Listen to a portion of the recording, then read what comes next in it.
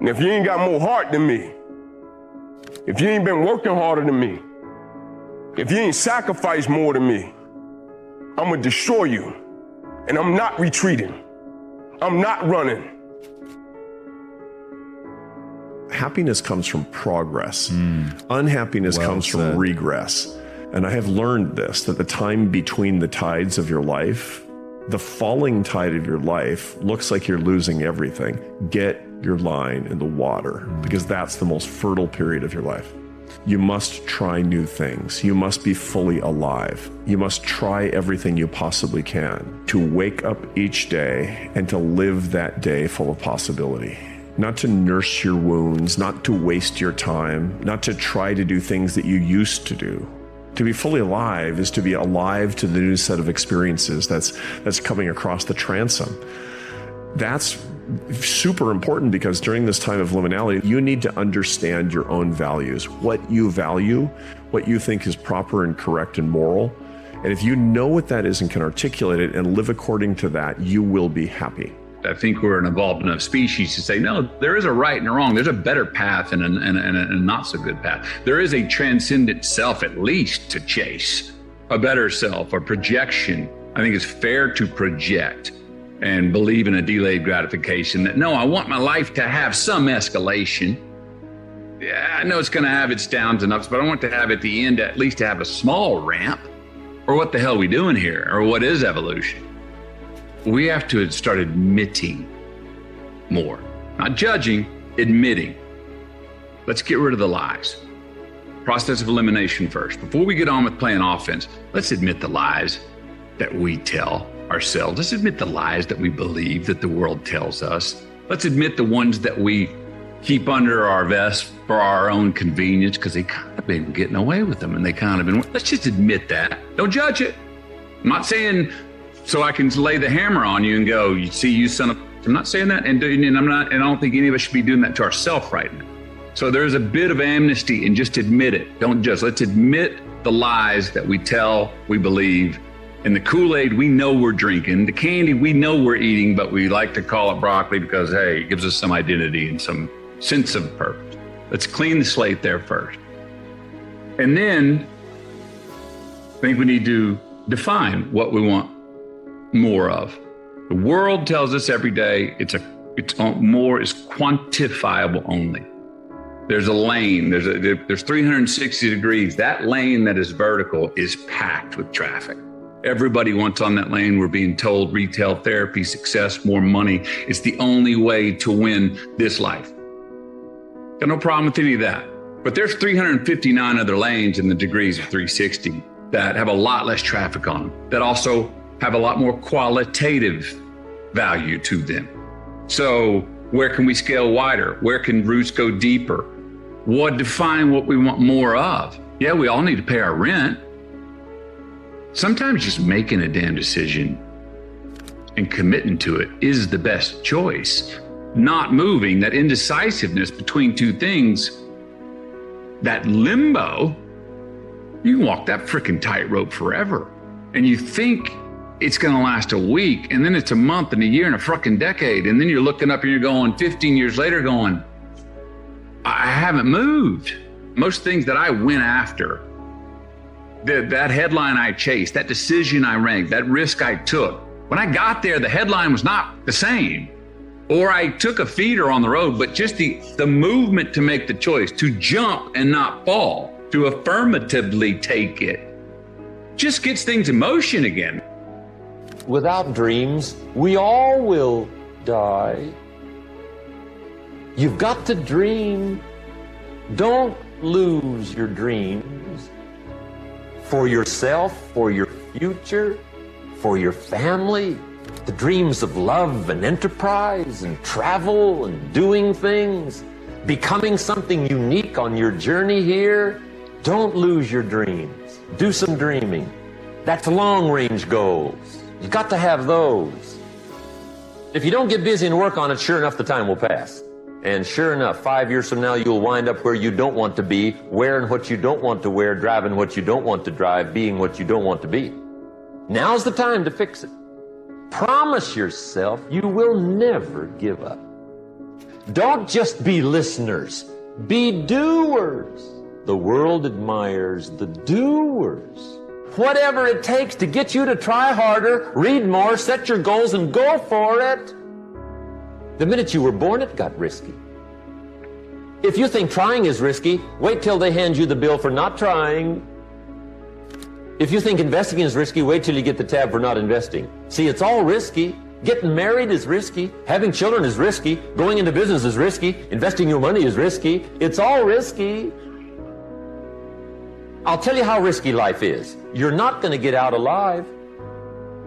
It's not important how long you live. What's important is how you live. To the pessimist, the glass is always half empty. To the optimist, the glass is half full. Why would the same measure affect people two different ways? Answer: it all depends on how you look at it. Our lives are mostly affected by the way we think things are, not the way they are. The way we think they are affects us most. Poor thinking habits keeps most people poor. Not poor working habits. Most people work hard, but they don't think hard. The mind is like a factory, and whatever you think about all day long pours ingredients into this mental factory. And that's what builds the economic, social, financial fabric of your life. One of the most powerful things we could do to serve you is have you become clear of what the controlling force is that's controlling the quality of your life. And you and I both know it's not the amount of money in your pocket, it's not who you know, it's not even what you've been through. It's really the decisions you make moment to moment. As soon as you look at something, think about something, focus on it, you go decide, what does this mean? Is this the beginning or the end? Is this punishment and reward? Is God trying to hurt me or trying to challenge me? Or is this nothing to do with God? I was just being a lazy bastard. Right? The meanings we give to things control our life. Whatever experience you're having right now, it has not come to stay. It has come to pass. Not to stay, just to pass. It's just going through. The biggest challenge is to know what's happening. This is a part of this thing we call life. This too shall pass. And maintaining perspective, putting it in perspective. See, a lot of us, because of our limited vision of ourselves, a lot of us who begin to focus on problems and enable them to overwhelm us, we begin to think that we have no options. We begin to believe that there's no way out. Say, I'm unstoppable. You've got to make those kind of declarations to yourself. I'm unstoppable. Do some things for you. Just go for a stroll so you can engage in some reflective thinking on life, on yourself, looking and enjoying the universe, smelling the roses along the way. Listen to upbeat music, music that inspires you. I have oldie but goodies. I have strategies that I engage in to recharge my batteries. I'm preparing for that because I know things are going to happen that I cannot anticipate. A very good friend of mine died the other day. I had a program for myself. I have books that I read that inspire me, tapes that I listen to that fire me up. Because you're going to have sometimes low moments when you won't want to get out of bed. You just want to stay there. At times you won't want to come out the house. At times you'll be feeling bad and don't know why. What's wrong? I don't know. Just leave me alone. Take full responsibility for your life. Accept where you are and the responsibility that you're going to take yourself where you want to go. Someone said we have two primary choices in life. We can either accept conditions as they exist, or we can take the responsibility to change them. See, a lot of people want to exempt themselves from taking responsibility. All they want to do is talk about the problem. Every time you see them, they'll tell you their story over and over and over and over again. No. You want to take responsibility for your life. I got me here, I can get me out of this. You're hitting on the bedrock, which is extremely fundamental, which is, do you believe that you're capable of change? Do you believe that good things happen when you go through a process of learning and taking steps? Do you believe, going back to your belief, that you can actually get out of your patterns. Because you can be fooling yourself. You can be saying, yeah, I kind of do. But deep down inside, you don't really want to do it because, believe it or not, your bad patterns give you a degree of comfort, right? It's something that you know. And to get out of them, you're suddenly thrust into the unknown. And that could be very frightening. So you could be holding on to these bad patterns. So the belief that I can change, I can actually do something different in my life. I can actually recreate myself. I can actually learn things. I can actually rewire my brain, because the brain is incredibly plastic. Even at the age of 40, 50, you can change your career. You can learn new skills. I've reached 60. I'm constantly learning as well. The brain is insanely plastic. Do you believe that? Do you believe that you have the possibility to change yourself, to alter your patterns? That's probably the single most important thing right there. And to get people to believe that, as I said, there's two levels. There's the people who will shake their head, yeah, they'll read mastery, but it won't mean anything to them because they're afraid of the change. They're comfortable with a degree of failure, I hate to say, because if you don't try things, you never have to deal with the responsibility, the pain of failure, right? So you don't really want to change deep down inside. You don't really believe how much more fun will your life be if you're open and you let things come in and new ideas come in. So it's up to you. You're the one that's creating your misery, that's creating your patterns. If you're going to win long term, 95% of people have an operating system in their mind where they operate out of history and memory. I like that. And about 5% of humans operate out of vision and imagination. So the reason we're so much happier, I believe, when we're children is we have no history and memory. So we operate out of imagination and dreams and vision. But at some age, some people it's 5 years old, some it's 8, some it's 18, some it's 28.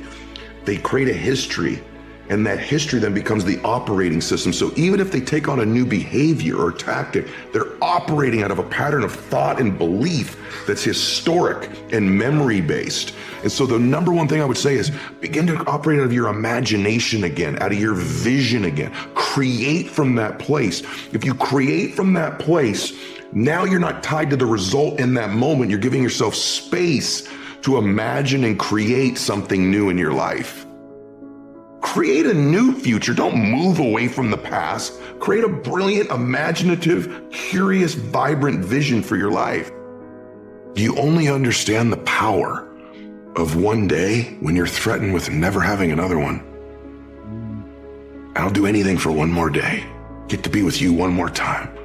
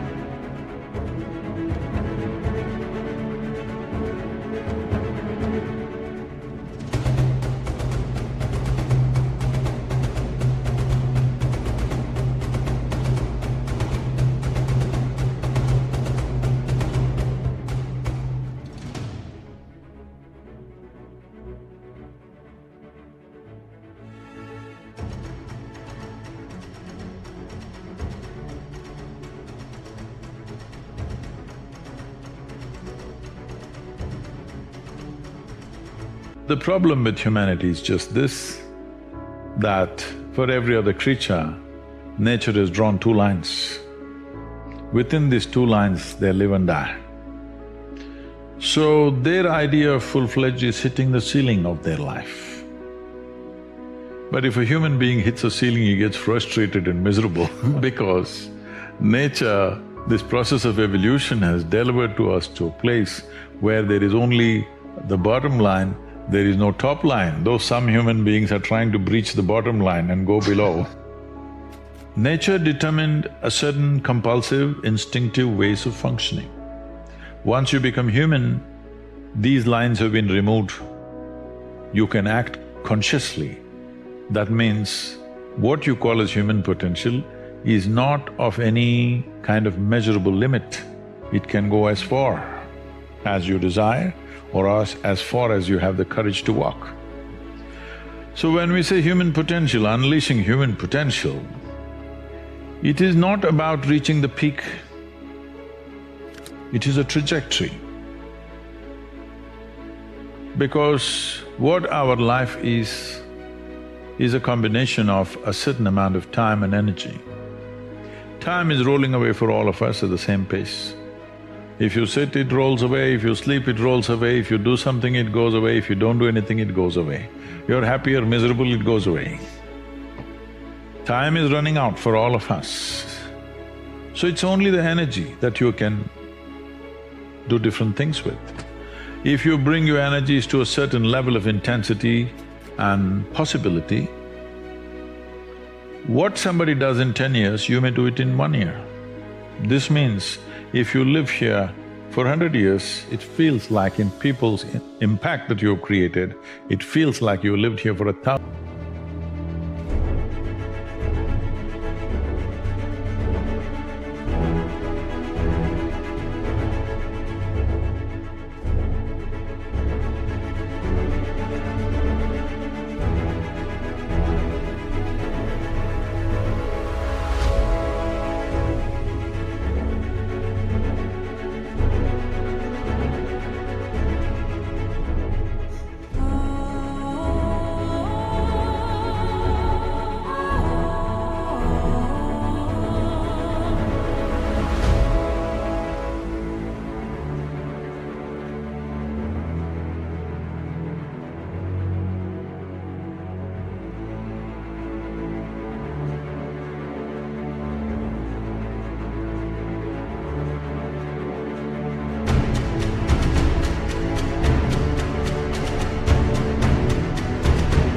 Years, simply because you have managed your life energies in a certain way.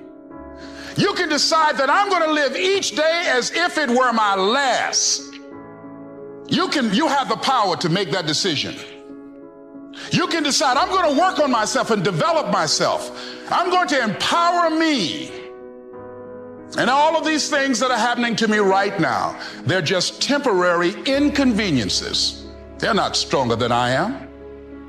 I'm in charge here. If you are little sensitive to life, you will realize you are the biggest issue in your life. So this is one thing that I'm trying to do with people, that you are never the issue in your life. I'm not the issue.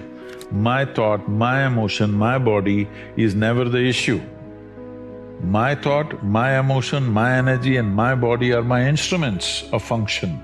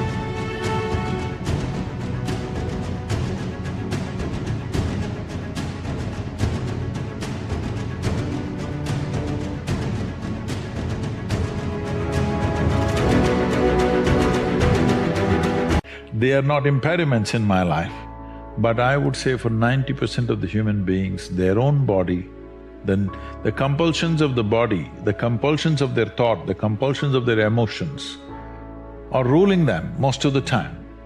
So when you yourself are a problem, well, you're on self-help. Everybody wants a solution, but nobody wants to delve into the problem and see what is the nature of the problem that we have. The nature of the problem is like this. Why are we compulsive? What is it that's compulsive about us? Compulsion means we are going to the same place again and again. That means we're going in circles.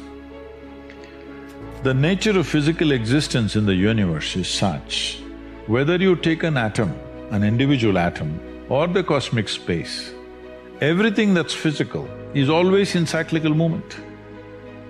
The atoms are doing their circles, the solar system is doing its stuff, the galaxies are doing their stuff, our own bodies are going through cycles. In fact, we are born because of the cycles in our mother's bodies, that's why we are born. So, entire physical nature is born out of cyclical movement. That means compulsiveness. So do not misunderstand compulsiveness as something bad, it's the basis of your existence. It is a good platform. But you're supposed to stand on the platform and act. Right now you have become the platform, so somebody else will dance on you. There is substantial medical and scientific evidence to show that only when you're in a pleasant state of experience, your body and your brain works at its best. There's no argument about that, there's enough evidence to show that. So whatever impact or success or reaching goals or growth or whatever you say, on one level in the physical world, it's about how well you harness your physiological and your psychological process, isn't it? Whether your body and mind works against you or works for you, this is a big difference. So there is enough evidence to show only when you're in pleasant levels of experience, this happens best. So obviously, joy is first, then growth. If you're joyful constantly and you have no fear of suffering because you understand all human experience comes from within you, and so you have managed to create the kind of experience that you want, now growth is possible unbridled. If you have the fear of falling down and suffering, you will not go very high, isn't it? I have no proof, no one does, that there's gonna be life after this life. But I'm not looking forward to leaving this life, but I'm damn excited about what might happen when it's time.